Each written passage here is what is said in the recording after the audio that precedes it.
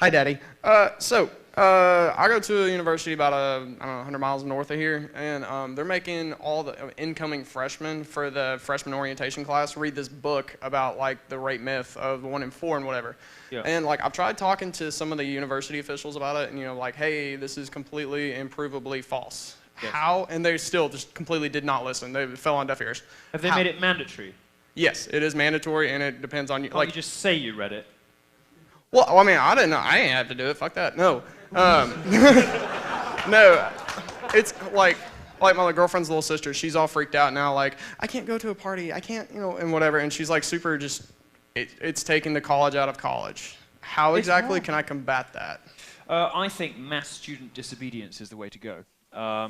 Because Yeah. No, I mean, so there was was it Cambridge or Oxford? I can't remember. One of the better universities in the UK. I'm sure I read something about this recently. Basically, they had these consent classes set up for freshmen, and they were expecting like 120 people, and 0 students showed up. None. And they sent a letter to the college saying this was incredibly patronizing based on garbage data, and they simply would refuse to participate in it.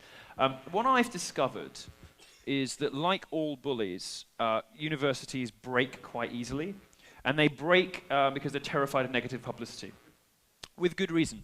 When Missouri decided to pander to race baiters and liars, they discovered that tens of millions of dollars in alumni donations dried up, and they had to close 2 dorms. I think they were called Strength and Excellence, which is, of course, what you lose when you pander to social justice warriors. They also, their admissions were so low that they had to close these dorms, and that the future of the university is now in question. So every time, one of these universities tries to pull a fast one, like the University of Alabama just did, our response is just to blow 2 holes in them and just publish a story about it, say this is not acceptable, it is not legal, and your students aren't going to stand for it, and encourage those students to not only seek legal redress, which is one thing that you could do, but also simply to refuse to participate in things that are not based on reason, fact, and logic. If you do it in big enough numbers and you get enough publicity for it, you're relatively safe from reprisals, although some universities are vindictive about this. I think if you get enough critical mass of students, you can pretty much get away with anything. And bad press really, your university chancellors and deans and provosts and whatever, the faculty's crazy enough, but the real crazies are in the administration.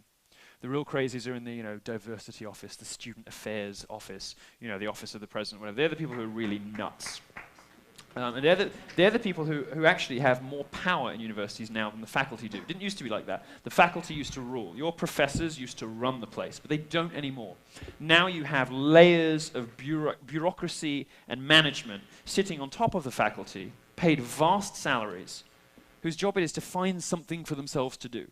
And so what the something has turned into is enlarging the universities, making them these huge businesses, partly state-funded, with vast resources and all the rest of it. And of course they invent these new departments, like the Department of Diversity and Inclusion, all this kind of garbage. Well, these people are straight out of 1984. They are Marxist bullies, and if you stand up to bullies, they tend to fold. I encourage you, if you're watching this at home or in this room, and you are confronted with something that is patently, clearly, obviously unjust, get in touch with Breitbart about it, because we will help you blow 2 holes in your university.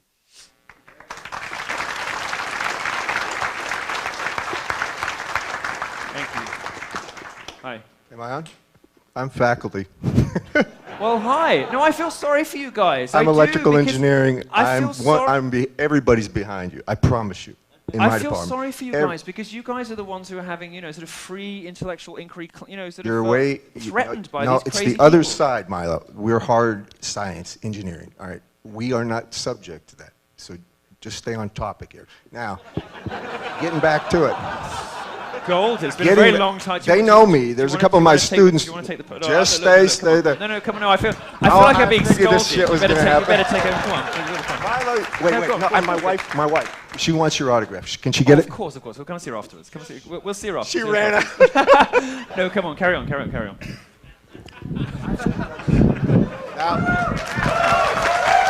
Wait. All right. Before I say anything. Okay. I got to say this. I don't represent Auburn University's administration. I'm here as required a to private say that citizen, to your advisors. and I want Do to you make have tenure? sure Do you have you tenure? don't take anything out of context so I get fired.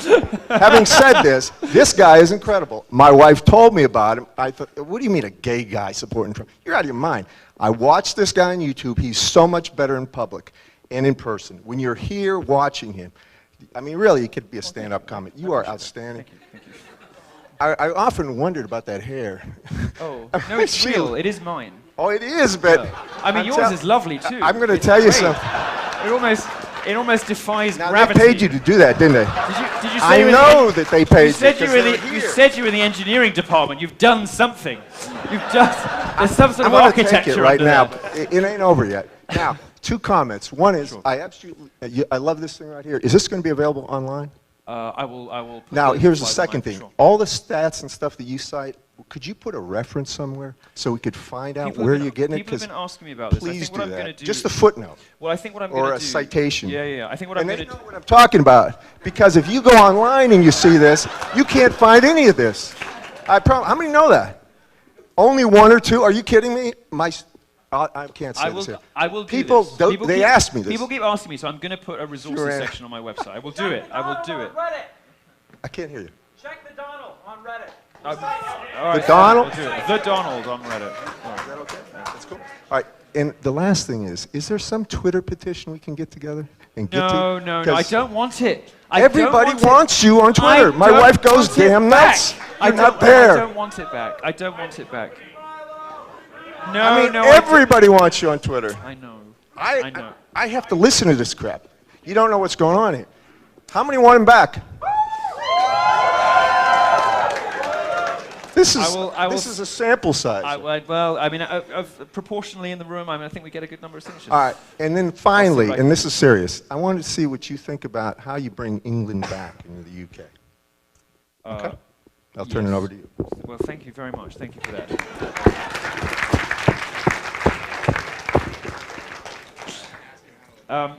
What's that? Until what? Oh, I see now. No, I get it now. No, I guess. Sorry. 2 minutes on. Yeah. Okay. I didn't quite follow the question how you bring England back into the UK, but I will say I will try to be interesting on the subject. We have an opportunity with England, with the UK leaving Europe, to do something interesting, and it is to be inspired by you guys. I mean, we sort of invented you, and then we forgot all the lessons we learned that we put into making America. That it was really important to stick to freedom and freedom of speech, free expression, property rights, capitalism. All of these things created the best society. It's the best system, and this is the best. Even, you may not lie awake at night worrying about the fates of minorities. But if you do, you have to acknowledge that this system is the best system for them too. It is the kindest and most generous system to women, gays, blacks, you name it. There was a Kuwaiti lady at one of my talks recently. And you can find it on YouTube, it's very good. And she said, these feminists are trying to bring the country I fled from to the country I found. Trying to bring these crazy, backward, regressive cultures to America. Well, I encourage you not to do that. Please don't do that. And don't vote for anyone who is going to do that. Because America's really fucking great. I can tell you that, having come from Europe. And I suppose with the Brexit vote, we have an opportunity in Britain to make the UK great again. Make Britain great again. Make Britain Great Britain again.